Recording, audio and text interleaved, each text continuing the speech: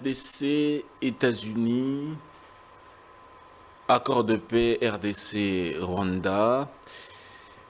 Joseph Kabila, ancien président de la République démocratique du Congo, se trouve également à Bukavu. Il se trouve actuellement à Bukavu, donc, après Goma, où il a mené des consultations. Cette fois-là, c'est sa deuxième étape. Où va-t-il aller avec cela? Dans la foulée, les évêques et les pasteurs de l'ECC Cinco ont rencontré le chef de l'État le week-end dernier. Ils ont convenu de mettre en place une équipe qui va devoir justement travailler avec ces deux confessions religieuses pour pouvoir statuer sous les prochaines étapes.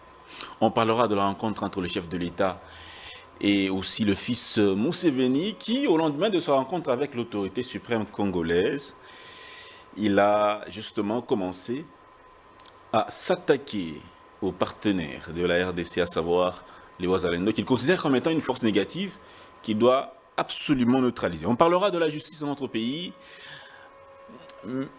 Monsieur Constant Mutamba, ex-ministre de la Justice, est aujourd'hui dans les collimateurs de la justice. Son procès commencera incessamment. Certains le disent, mais que retenir de ce qui s'est passé au sein de son ministère, cette affaire de construction d'une prison à Kisangani? Merci d'être avec nous, mesdames et messieurs. Vous suivez entre les lignes, justement, pour parler de tous ces sujets d'actualité. On a une personne qui est au bout du fil. Au-delà du continent africain, il est aux États-Unis d'Amérique, pays de l'oncle Sam. Il s'agit de M. Silva Bangué. M. Silva Bangué est un Congolais vivant donc aux États-Unis. Il se trouve à Washington, D.C. M. Silva, bonjour. Comment ça va?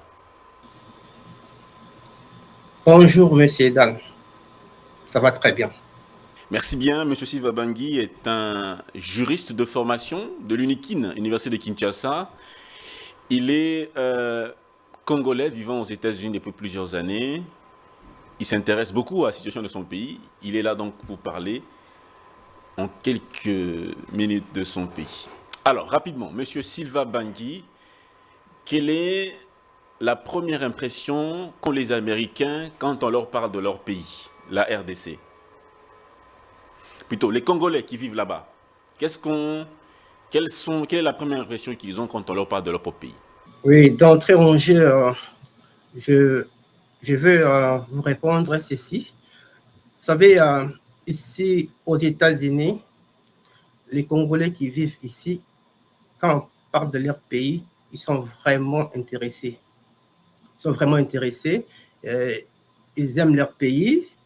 Ils veulent à ce que les gens puissent descendre, investir au Congo.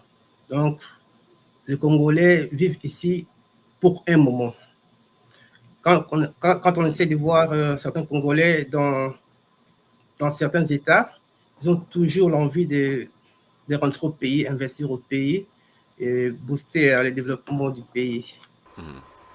Alors, parlons de l'actualité politique justement. D'abord, la crise sécuritaire dans l'est de la République démocratique du Congo. Pour vous, quelle est la meilleure façon de se tirer d'affaire? Comment peut-on rétablir la paix dans l'est de la République démocratique du Congo? Oui, vous savez, ça fait plus de 3 décennies que nous vivons cette histoire de l'insécurité à l'est du pays. Mais alors, à l'avènement du président Félix Tshisekedi Tshilombo, qui a voulu mettre fin à cette tuerie, à cette barbarie, il est sur le front militaire, bien aussi sur le front diplomatique. Mais nous pensons, les jours à venir, que tout va se régler et puis on n'aura plus jamais ces histoires des FDLR, des groupes armés, tout ça qui sèment terreur dans cette partie du pays. Alors, tout récemment, les évêques de la Cinco, les pasteurs de l'ECC ont fait une tournée dans la sous-région. Ils ont rencontré Joseph Kabila, ils ont rencontré Moïse Katumbi, ils ont rencontré plusieurs chefs d'État de la sous-région, Paul Kagame y compris. Ils sont même allés aux États-Unis, ils ont rencontré le secrétaire général des Nations Unies. Ils proposent qu'il y ait un dialogue avec tout le monde, ceux qui ont pris les armes et ceux qui sont dans l'opposition politique. Est-ce que vous pensez que c'est une solution, ça peut être une solution au problème? Oui, ça peut être une solution au problème. Dès lors qu'ils avaient reçu le quitus du président de la République pour aller consulter, ils étaient dans leur droit de voir tout ce monde, de voir tous les belligérants, ceux qui ont pris les armes, ceux qui ne l'ont pas pris. Bon, c'était une mission des bons offices. Donc, l'obligation est des moyens. Ce n'est pas une obligation des résultats. Sinon, comme ils ont vu les belligérants, ils ont vu aussi les parrains, bien sûr, M. Kagame, le président français aussi. Donc, tout ça, ça veut dire que dans les jours à venir, on pourra avoir vraiment une solution quant à ces problèmes. Mais la mission est des bons offices. Seulement, quand il faut négocier, il faut être de bonne foi, cette fois-ci, pour en finir avec cette histoire de M23, de tueries à l'est du pays, qui ne fait pas avancer le pays. Nous parlons de 15 millions de morts. C'est quand même énorme, 15 millions de morts. Alors, cette fois-ci, le président de la République a décidé à ce que ça puisse prendre fin. C'est une bonne émission.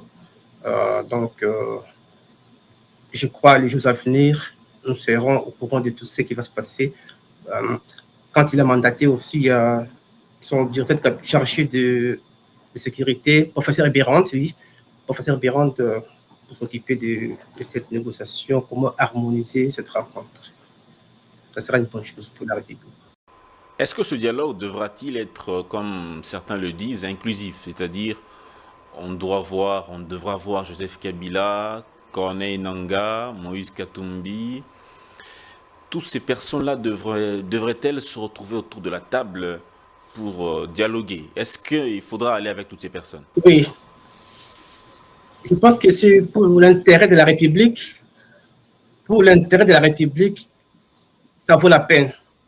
Mais seulement, oui, c'est important pour l'intérêt de la République, mais seulement il faut voir ces gens qui ont pris les armes pour combattre un gouvernement élu. Vous comprenez qu'avec ces gens, il n'y a pas moyen de très bien négocier. Cette fois-ci, au moins, si ça sera l'occasion pour être une fois pour toutes, nous disons d'accord. Mais si ce n'est pas le cas, je pense que, bon, président Kabila qui est Kabila,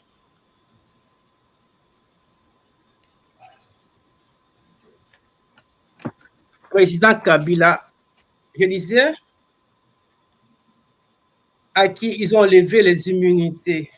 Donc, il ne bénéficie pas des immunités pour le moment. Il est sous le viseur de la justice congolaise. Je ne sais pas si, à ce niveau-là, on va négocier avec lui, ou soit on négocie et puis la justice va s'en suivre. Jusque-là, on reste un peu dubitatif, on ne sait pas ce qui va se passer. Merci, merci bien, mais ce dialogue ne va pas simplement se dérouler avec le président Kabila. Le pacte social que propose la Cinco invite également Corneille Nangaa autour de la table. Est-ce que vous pensez que c'est utile, c'est important qu'on puisse dialoguer avec ces personnes qu'on accuse aujourd'hui d'avoir tué les Congolais, d'avoir créé une insécurité? Est-ce que ça va résoudre le problème de parler aussi avec M. Corneille Nangaa à Kinshasa, ou même ailleurs? Oui, mais parce que vous parlez de Corneille Nangaa. Corneille Nangaa est déjà dans le viseur de la justice congolaise. La justice congolaise, ça veut dire. Donc, Nangaa est sujet à une poursuite de la justice congolaise. Si les évêques estiment mieux qu'ils soient partie prenante à la discussion, je ne sais pas comment ça va se dérouler parce que la justice il est poursuivi par la justice congolaise. Et maintenant, les évêques et les autres veulent qu'ils puissent participer à la négociation, au dialogue. Je pense que ceux qui ont pris les armes pour combattre ces pays ne peuvent pas, au jour d'aujourd'hui, se mettre pour aller discuter pour l'avenir du pays. C'est quand même aberrant de voir que le président de la République est élu un président légitime élu et que son mandat court encore jusqu'en 2028. Et maintenant, il y a des négociations avec les rebelles qui ont pris les armes. Ça prête à confusion tout à fait. On ne comprend plus rien.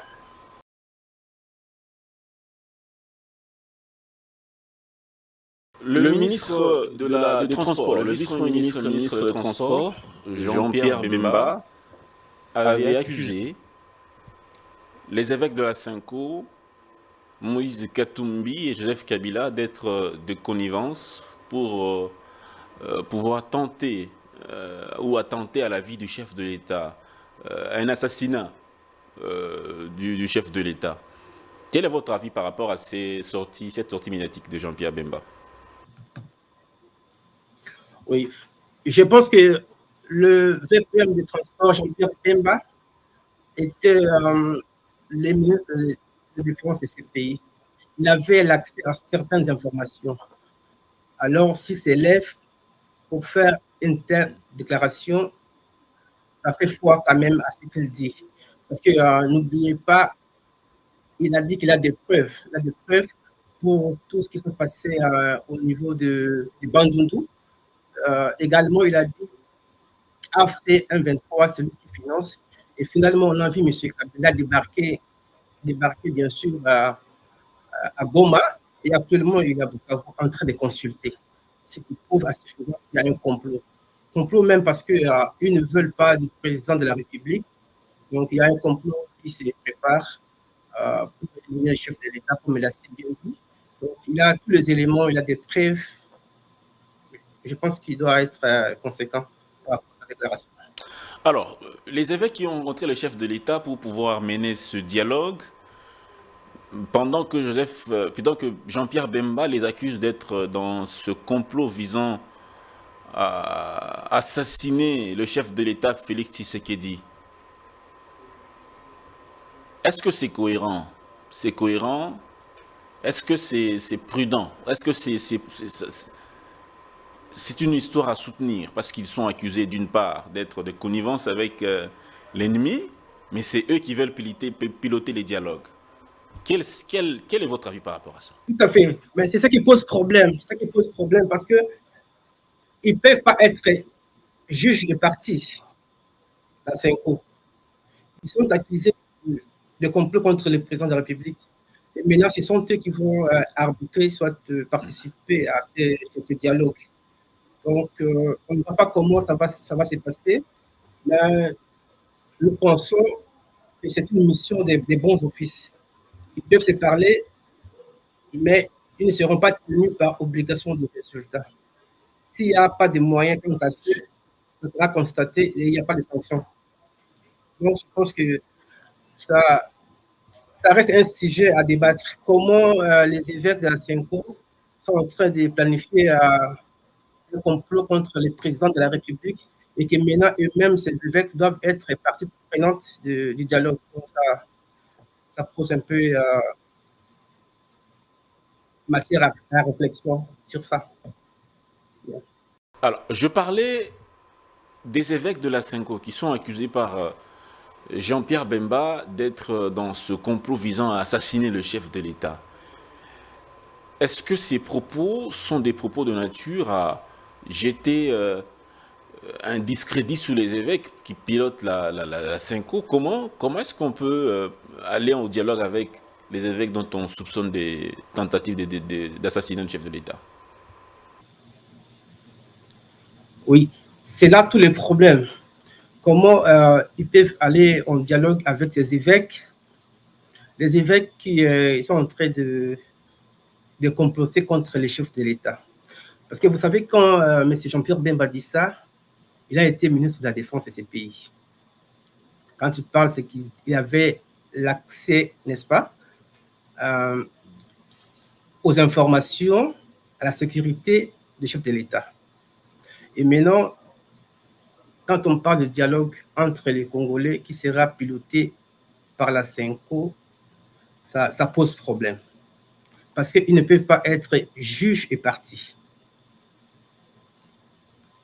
Vous êtes sans ignorer que la CENCO fait des déclarations contre les chefs de l'État à plusieurs reprises. Et ça prouve suffisamment qu'ils ont un plan caché, un agenda contre les chefs de l'État. Et je ne vois pas comment aujourd'hui les représentants de la CENCO peuvent faire partie de ces dialogues. Ils vont prendre fin et cause pour qui, quand et comment. Donc, ça prête à confusion. Tout reste à jouer, à négocier. On va voir comment ça va évoluer avec le professeur Eberand, qui est le chef de l'État à s'y mandater pour essayer d'harmoniser la tenue de ces dialogues. Jean-Pierre Bemba est un officiel, est un ministre.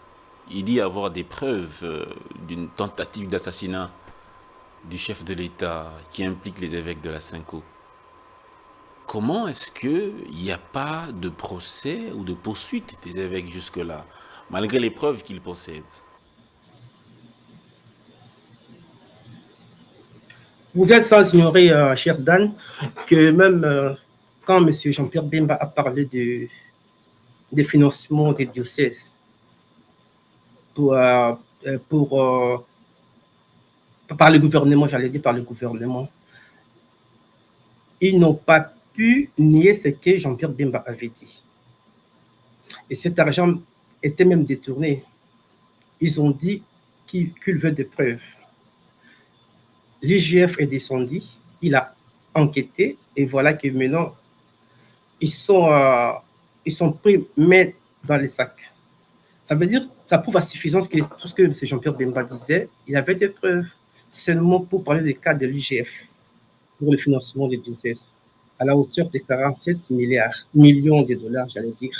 C'est quand même beaucoup d'argent, mais ils ont détourné près de 25 millions. Ça, c'est l'IGF, ce n'est pas Jean-Pierre Bemba qui l'a dit. C'est l'IGF. Vous avez ce rapport entre les mains? Nous avons les rapports de l'IGF. Ça a été même publié à la télévision au niveau de Kinshasa. 25 millions. 25 millions que les évêques ont détournés. On détourné.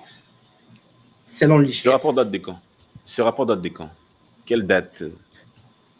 C'était juste après la sortie médiatique de Jean-Pierre Bemba. La semaine qui suivait, là, ils ont fait sortir le rapport. C'est 25 millions de dollars détournés. Voilà. Je crois qu'on va devoir y revenir. Hein? On va devoir y revenir. Mais on va poursuivre. Donc, pour vous, ce dialogue de la CENCO ne devrait pas avoir lieu.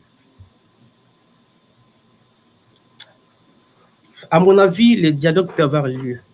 Mais on sait comment ça se termine au Congo. Si c'est le dialogue pour les partages de postes, là, ça ne serait pas intéressant. Moi, à mon avis, je souhaiterais que ça puisse avoir lieu, mais pour les processus, par exemple, électoral à venir. Parce que n'oubliez pas que la rentrée parlementaire du mois de septembre est essentiellement budgétaire. Comme cette rentrée est budgétaire, vous savez, le budget de la CENI doit être inclus dans le budget de 2026. Donc, c'est le moment de voir l'équipe qui va diriger la CENI pour le prochain processus électoral, les financements, les décaissements de la CENI pour préparer, au fait, les élections de 2028. Je pense que les opposants peuvent s'atteler à ça parce que maintenant, au pays, on ne peut pas prendre le pouvoir par les armes. Il faut passer par le scrutin. Le président a été élu à 73%. Son mandat court encore jusqu'à 2028. Donc, il est temps maintenant de parler plutôt des processus à venir. Donc, quand ils vont se retourner au mois de septembre ici, ils peuvent déjà voir combien d'argent sera alloué à la CENI pour le prochain processus électoral, les décaissements tout de même, et puis voir la composition du bureau, ce qui est très important. Donc moi, je pense qu'il faut essayer de voir sur ce plan qu'un dialogue où on va se partager les gâteaux, les postes, ça n'arrangera pas les choses. Voilà. L'ancien président, le président angolais disait que le seul moyen de sortir de la crise en RDC, João Lourenço disait que c'est uniquement le dialogue. Uniquement le dialogue. João Lourenço, votre avis? Le dialogue n'est pas une mauvaise chose, je viens de le dire tout à l'heure. Le dialogue doit se tenir dans les jours qui suivent, dans les mois qui suivent. Mais moi, je pense que ce dialogue ne doit pas, à la fin, être sanctionné par le partage des postes. C'est là le problème. Moi, je ne suis pas contre le dialogue. Le dialogue, c'est bon, mais en tout cas, pas pour le partage des postes. Là, ça n'arrangera pas les choses. Et puis, ça, c'est toujours ça dans la tête des Congolais. Quand il y a dialogue, il y a toujours partage des postes. Et puis, ça ne marche pas toujours. Partage poste et ainsi de suite. Parlons du fils de Yoweri Museveni, celui-même qui disait que il va arrêter le général Constant Dima, gouverneur militaire de l'Ituri. C'est le même qui menaçait de prendre la ville de Kisangani. C'est lui même qui est justement en train de qualifier Paul Kagame de oncle sur qui il compte le plus. Ce monsieur ou ce général, chef d'état-major, a été reçu par le chef de l'État le même samedi. Le samedi, il a reçu la Cinco et l'ECC. Juste après sa rencontre avec le chef de l'État, il a qualifié les Wazalendo de force négative qu'il faut neutraliser parce qu'il cela attaque ses frères. Votre avis? Bon, je n'ai pas assez de commentaires quant à l'intervention du fils de Museveni. Il fait des sorties médiatiques qui vont dans tous les sens, à plusieurs reprises. Les Wazalendo ne sont plus des forces négatives. Ils sont reconnus par le gouvernement. Ils sont payés par le gouvernement, appuyés par le gouvernement. Donc, la déclaration du fils de Museveni n'engage que lui. Les Wazalendo ne sont pas et non plus de forces négatives pour notre pays. Bon, je pense qu'il est hors plaque, il est en train de voir autre chose. Ce que vous avez dit, il avait tenté de poursuivre le général Constant Dima, comme vous l'avez dit. Vous parlez de l'Ituri, ce n'est pas à l'Ituri. Constant Dima était à Goma à l'époque même. Johnny Luboya. Johnny Luboya. Excusez-moi. Justement. John Luboya, ouais. Juste pour vous recadrer. C'est John Luboya. Donc, les Wazalendo ne sont pas des forces négatives. Donc, ils sont là, sont des Congolais, ils sont des nationalistes qui ne veulent pas qu'ils soient envahis par des étrangers. Ils sont en train de défendre l'intérêt de leur contrée. Donc, je ne vois pas comment, au jour d'aujourd'hui, on peut dire que les Wazalendo sont des forces négatives et puis ils sèment terreur. Les fils de Museveni ne peuvent pas se permettre à dire ça parce qu'ils sont des Congolais qui se battent, ils aiment défendre la population de l'Est du pays. Est-ce que le chef d'état-major ougandais, le fils de Museveni, Muhoozi Kainerugaba, ces menaces sont-elles à prendre au sérieux? Ces menaces sur la RDC? Oui. Vous savez, quand par moment il fait ses sorties médiatiques, le fils de Museveni, parce qu'il s'agit de lui, les gens doivent prendre ça au sérieux. Il sait de quoi il parle. Et il est sérieux. Tout ce qu'il dit là, c'est pas pour dire que ce monsieur, bon, il est partout, il fait de n'importe quoi, il dit n'importe quoi. Non, il faut prendre au sérieux. C'est un plan machiavélique. Et quand il appelle le président rwandais Kagame et son oncle, et il fait la déclaration en qualité de chef d'état-major général de l'armée ougandaise. Ça, il faut prendre au sérieux, il ne faut pas négliger. Il ne faut pas négliger ça.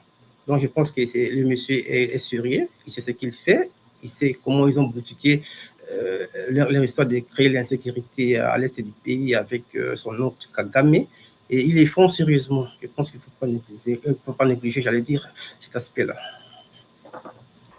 Il ne faut pas négliger cet aspect-là. On va parler des poursuites judiciaires. Constant Mutamba aujourd'hui est sous le coup des poursuites judiciaires. Peut-être très incessamment, un procès va devoir commencer. On attend que l'affaire soit fixée. Quelle est votre lecture de ce qui s'est passé sur l'ancien ministre d'État, ministre de la Justice? Oui. Le les ministres Constant Moutamba, l'ancien ministre, il faut dire. Oui, l'ancien ministre Constant Moutamba, c'est un homme qui a voulu amener beaucoup de réformes à la République concernant la justice. Mais seulement, vous savez, quand vous êtes engagé à faire quelque chose, il faut vous-même prêcher par exemple. Je n'ai pas compris jusque-là, bon, oui, on parle de culpabilité de M.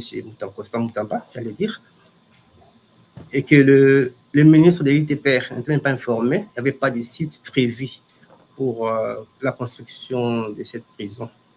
Donc, je pensais qu'il pouvait prêcher, par exemple, de ne pas faire, de se permettre de faire ce qu'il a fait. Jusqu'à il n'est pas condamné, j'allais dire. Il n'est pas encore condamné, mais je pense qu'il y a des suspicions qui pèsent sur lui. Et ce n'est pas une bonne chose. Deuxièmement, quand les gens disent que le président de la République peut intervenir pour les cas de Constant Moutamba. Vous savez, Constant Moutamba est à un mauvais moment, j'allais dire. Pourquoi je dis ça? Vous savez, les deals, l'accord qui se profile à l'horizon, c'est l'accord entre deux pays. Et les États-Unis veulent qu'il n'y ait pas corruption pour ce qui concerne les accords qui vont être signés. Mais voilà qu'un ministre, soit-il de la justice, soit soupçonné de corruption et de détournement. Donc, le président ne peut que sanctionner Moutamba. Même pas le président, mais la justice. Parce qu'on serait en train de donner un message fort aux États-Unis, qu'au Congo, on ne blague pas. Au Congo, maintenant, il y a du sérieux. S'il y a un problème, on sera poursuivi en justice. Donc, moi, je pense que le moment, Moutamba ne peut pas être pardonné maintenant, au regard de l'accord qui se profile à l'horizon. Moi, je pense que bon, jusque-là, il est innocent, il est présumé innocent, j'allais dire. Il va aller répondre, il va présenter ses moyens de défense et la justice va dire le droit. Voilà, la justice va dire le droit, mais l'affaire Moutamba n'est pas la seule affaire qui soit portée par devant l'Assemblée nationale. Il y a également celle de l'ancien ministre des Finances, M.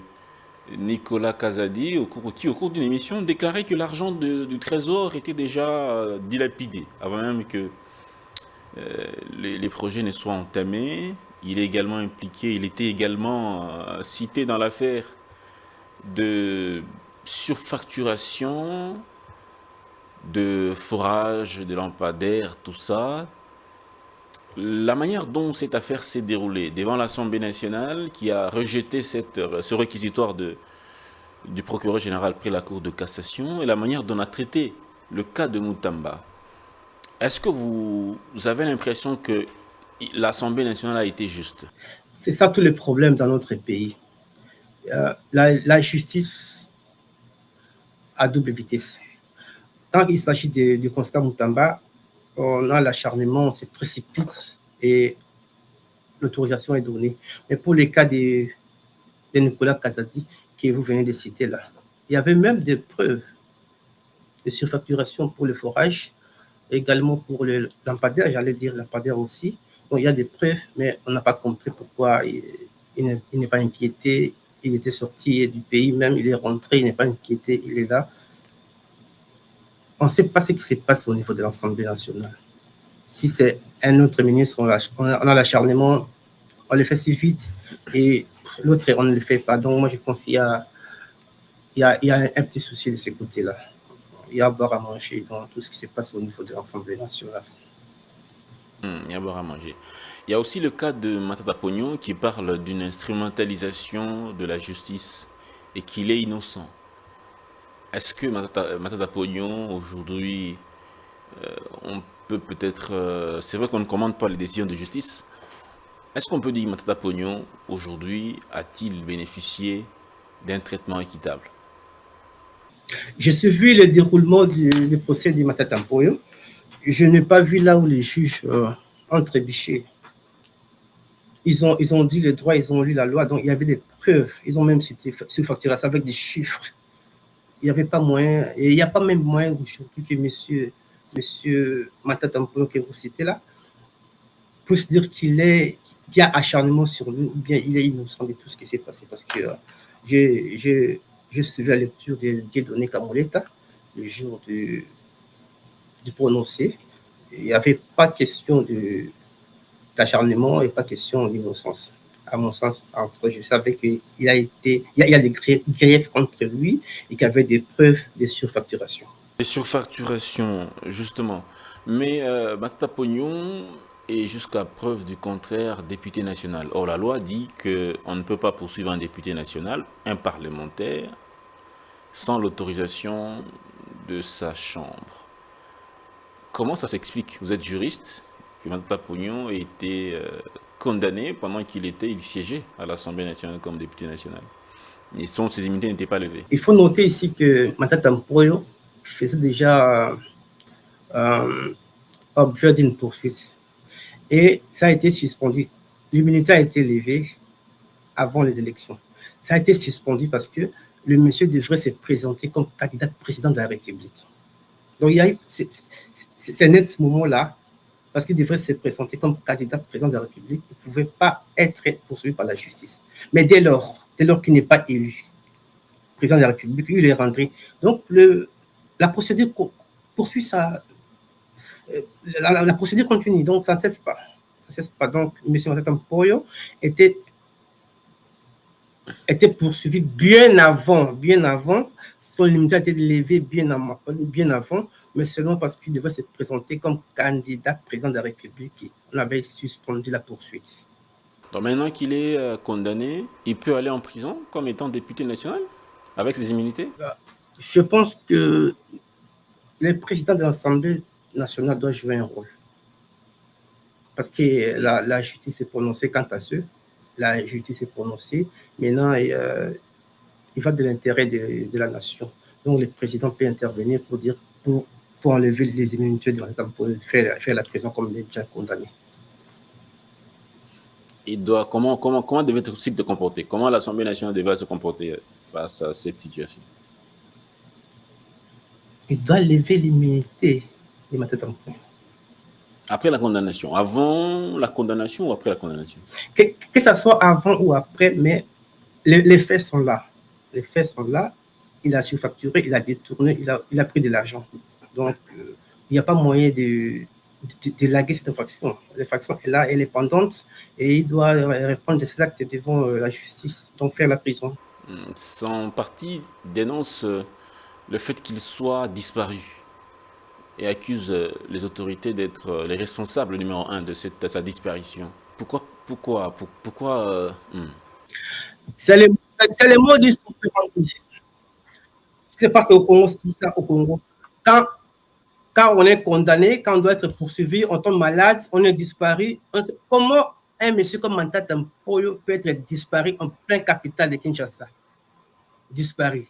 Moi, je pense que ça ne tient pas. Ce n'est pas une argumentation valable qui doit tenir quant à ce. Je pense que Matata Mponyo s'est soustrait lui-même. Disparu dans la nature comme ça. Moi, je mets beaucoup de doutes. Parlons justement du deal RDC, USA, Rwanda. Est-ce une bonne nouvelle pour la RDC de dealer avec les États-Unis? Je disais, est-ce une bonne nouvelle pour la RDC de dealer avec les États-Unis d'Amérique? Oui. Pour ce qui concerne l'accord entre la RDC et les USA, c'est une bonne chose et une bonne initiative parce que, vous savez, ces pays a subi beaucoup de problèmes, la guerre même. Mais une fois que les Américains seront là pour extraire ou exploiter les minéraux, ils vont n'est-ce pas, assurer la sécurité de l'endroit où ils vont essayer d'exploiter. Parce que vous savez que ce sont les privés américains qui seront là-bas, les sociétés américaines qui seront au Congo et ils seront dans l'obligation de protéger la RDC, de défendre la RDC pour sa sécurité parce que ce sont des sociétés qui font descendre là-bas. Je pense que le deal est bon, très bien négocié. Nous allons voir comment ça va cheminer. Et je pense que les 27 ici, les ministres des Affaires étrangères des deux pays vont encore paraffer un préaccord pour que finalement le président de la République puisse se rendre, puisse venir ici et puis conclure avec le président américain. Mais c'est ici de noter que le deal est signé entre le gouvernement américain et le gouvernement congolais. Et ce sont les privés, sociétés privées américaines qui vont descendre au Congo pour travailler au Congo. Donc le deal est signé entre le gouvernement pour la protection, mais ce sont les sociétés privées. Donc les privés congolais et les privés américains qui vont signer les deals vont commencer à travailler ensemble pour l'exploitation de certains minéraux. Mais là, qui va assurer la sécurité? C'est le gouvernement américain ou les privés américains? C'est le gouvernement américain. Mais seulement, il faut noter aussi que les Américains ne vont pas envoyer des Marines là-bas ou des Navies, non. Ils vont seulement vous donner des matériels, par exemple, mais il appartient maintenant au gouvernement congolais d'essayer de voir avec l'armée congolaise. Donc, renforcer la capacité de l'armée congolaise. Et ils doivent monter en puissance, mais appuyés cette fois-ci par des matériels des États-Unis, parce qu'ils seront là pour essayer de sécuriser les entreprises américaines qui seront installées là-bas pour commencer à exploiter les minéraux. Alors, donc, il ne s'agit pas d'un bradage des ressources naturelles, comme le disait Martin Fayulu. Il a parlé de bradage des ressources naturelles au profit des Américains. Je ne comprends même pas ce qu'avait M. Martin Fayulu que vous citez là-bas. Comment le président de la République peut prendre les pays, brader les pays, les minéraux pour les Américains pour se maintenir au pouvoir? Ça, c'est inconcevable. Je ne comprends pas pourquoi il doit faire de telles déclarations. Et puis, il a même dit que s'il n'y a pas de dialogue, il interdit même aux Américains de ne pas signer les deals, de ne pas signer l'accord. Ça, c'est ne pas aimer les pays. Parce que, tenez, les deals ici qui va se passer entre les Américains, ça va nous protéger dans beaucoup de choses. Vous savez, les Américains sont, quand ils viennent avec leur société, ils transforment sur place et puis ils ramènent chez eux. À la différence avec le Chinois. Les Chinois, ils prennent tout brut et puis ils amènent chez eux. C'est que les Américains, quand ils vont se rendre au Congo, ils seront là et ils seront accompagnés par des projets structurants pour le développement du pays. Je dis bien projets structurants pour le développement du pays et ils vont transformer sur place. Moi, je ne pense pas, comme le dit M. Fayulu, qu'il s'agit de bradage de minéraux, comme il est en train de dire. Moi, je ne suis pas d'accord avec ça. Sont des accords comme ça qui sont passés déjà après plusieurs guerres. Même l'Allemagne est sécurisée par les États-Unis, le Japon, la Corée du Sud. Donc, ils vont exploiter, mais en contrepartie, c'est pour la sécurité. Pour la sécurité, moi, je pense qu'il faut réfléchir par des fois. Il ne faut pas faire des déclarations parce qu'on a de tel autre bord politique. Ça n'arrange pas les pays. Mais il y a dans la déclaration de principe, il y a un paragraphe qui dit ceci. Les participants s'engagent à lancer et ou à élargir la coopération concernant les priorités communes telles que le développement hydroélectrique, la gestion des parcs nationaux, l'élimination des risques sur la chaîne d'approvisionnement, des minerais et des chaînes de valeur transparents, finalisés et licites de bout en bout dans le domaine minier. Comment on peut gérer de façon commune les parcs nationaux avec le Rwanda? C'est là où ça frise. Je comprends votre question, c'est là où ça frise. Nous ne sommes pas obligés de gérer ces différents parcs avec le Rwanda au nom de la souveraineté de la RDC. Ça ne peut pas se passer. Mais seulement, ils sont en train de voir ensemble parce que la cause de ces conflits qui est à l'est du pays, bientôt 30 ans, donc 3 décennies, c'est pour nos minéraux. C'est pour nos minéraux. Ils sont en train de voir comment le Rwanda peut quand même bénéficier de quelque chose de la part de la RDC. en contrepartie avec la paix, bien sûr. Donc, je pense qu'il appartient au gouvernement américain qui est l'arbitre, le maître de jeu, essayer de voir comment concilier les deux parties et quelque part gagner aussi, faire gagner aussi une part aux Rwandais pour, au nom de la tranquillité. Donc, en fait, ça, c'est la déclaration des Américains, ils veulent ça. Tout reste à refaire, tout reste à négocier, il y a des brèches, mais sinon, au nom de la souveraineté, ça pourrait passer comme ça, qu'on puisse co-gérer les pactes avec le Rwanda, qui est le pays agresseur. Mais est-ce qu'aujourd'hui, le Rwanda peut accepter de retirer ses troupes de la RDC après cet accord? Et quelles sont les garanties? Le Rwanda doit retirer ses troupes. Il a toujours dit ça. Il se retire la journée, la nuit, il rentre encore en RDC. Et maintenant, comme la proposition est venue du gouvernement américain, ils ont dit, nous signons le deal, les accords, mais vous quittez la RDC. Mais sinon, s'ils ne veulent pas quitter, mais des grés de force, ils finiront par quitter. Parce qu'il y a aussi les forces armées de la République démocratique du Congo qui se préparent pour des offensives contre ces terroristes du M23, AFC, tout ça. Donc, je pense qu'il y a une préparation sérieuse à ce niveau. Et s'ils ne veulent pas des grés, mais des forces, ils vont quitter la RDC. Ça fait 30 ans que cette guerre est vécue sur le territoire congolais. Vous pensez que grâce à cet accord des Américains, ça va prendre définitivement fin? 30 ans de guerre, 30 ans de massacre.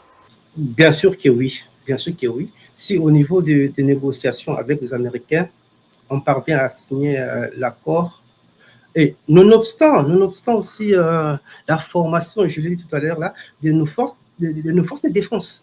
Ils doivent être là prêts pour combattre. Parce que bon, les Rwandais peuvent cesser aujourd'hui, mais qui vous dit qu'après 5 ans, ils ne reviendront plus pour faire ça? Donc maintenant, par voie des conséquences, il faut que notre armée puisse remonter en puissance et faire face à une éventuelle attaque de la part du Rwanda. Moi, je pense qu'après 30 ans, on est capable de faire quelque chose. Vous savez que dans ce pays, il n'y a jamais eu, depuis l'avènement des Kabila, il n'y a jamais eu recrutement des militaires. C'est maintenant qu'ils ont commencé à recruter les militaires, former les militaires, les forces spéciales pour combattre. Donc maintenant, nous pensons qu'avec le temps, parce qu'il n'y avait pas une armée en RDC, il y avait des mixages, des brassages, et ce sont des gens qui venaient même de cette rébellion de RCD, M23, des Kunda, tout ça là. Donc c'est ça. Mais à la lueur où vont les choses, avec la formation de nos forces de défense, nous serons capables de riposter et de défendre l'intégrité territoriale de la RDC. Merci beaucoup, monsieur Sylvain Bangué. Mais avant de finir, dernière question. Qu'est-ce qu'on devra retenir de cette émission qu'on a faite avec vous aujourd'hui? Vous êtes à Washington, nous sommes à Kinshasa. Qu'est-ce qu'on retient de cette émission? J'ai voulu d'entrer en jeu à parler de quelque chose de très important. Quand on parle de minéraux, les minéraux ne sont plus seulement au niveau de l'Est ou au Katanga. Maintenant, il y a des images satellites. Même dans les Bas-Congo, nous avons vu ça. Dans l'Équateur, notamment dans l'Équateur, dans le nord-sud du Bangui, il y a des minéraux, des images satellites. Voilà. Raison pour laquelle je voulais faire ouvrir une parenthèse. Le contrat qui va être signé, ça sera entre les privés congolais et les privés américains. Voilà pourquoi, pour les conflits, ça se passe maintenant là dans le sud au Bangui. Les histoires de tribalisme, tel autre n'est pas de cette tribu, ça c'est un débat de bas étages, des cavernes. Ça ne doit pas exister parce que maintenant on vient avec des Américains qui vont venir là-bas signer les contrats avec les privés, avec des sites bien identifiés dans le sud et nord au Bangui, que je connais si bien. Je voulais aussi profiter de l'insécurité qui sévit au niveau du nord au Bangui. J'ai vu le gouverneur lancer un cri d'alarme et puis il y a intervention de nos forces armées. Je profite aussi pour saluer le leadership des nouveaux gouverneurs, dont la compétence n'est pas démontrée. J'en sais quelque chose. Donc, le gouverneur du Nord-Ubangi est en train de faire quelque chose et nous allons nous activer pour que sa mission puisse être couronnée de succès. Donc, en gros, ça nous concerne tous, l'accord, les deals qui va se passer, mais on doit se préparer quant à ça. Parce que les Américains vont venir avec leurs contrats, ils ont leur philosophie de business. Ce n'est pas comme les francophones. Donc, les anglo-saxons ont leur j'allais dire, ont leur philosophie de business. Donc, il faut être prêt à collaborer avec ces gens. Donc, c'est ce que je voulais dire. Sinon, il y a aussi les problèmes des Congolais. Nous nous plaignons beaucoup de ce que le gouvernement peut nous donner. Mais nous aussi, qu'est-ce qu'on peut faire pour le gouvernement? Ça, on ne comprend pas. Toujours demander au gouvernement, mais nous aussi, nous pouvons faire quelque chose, contribuer au développement du pays à notre niveau. Donc, il est temps pour nous de se mettre debout. Les Congolais de tous bords, que ce soit les magistrats, les médecins, les avocats, les professionnels, donc de se mettre au pays, de se mettre au travail pour les pays. Donc, il appartient à chacun de nous d'extérioriser son génie pour donner le meilleur de lui-même, contribuer au développement du pays. Ça sera une bonne chose pour la République.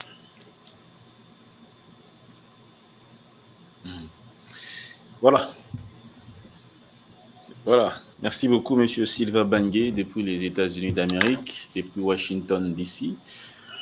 Vous avez tenu à réaliser cette émission avec Congo Buzz Télévision. Nous vous disons merci. Merci beaucoup. C'est moi qui vous remercie. La joie est partagée. Alors, merci beaucoup à M. Sylvain Bangué depuis les États-Unis.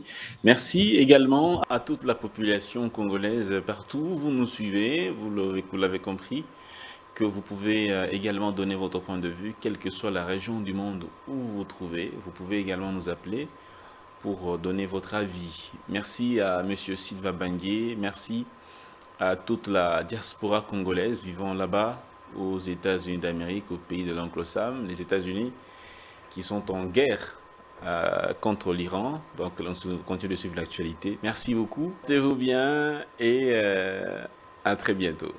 Merci encore.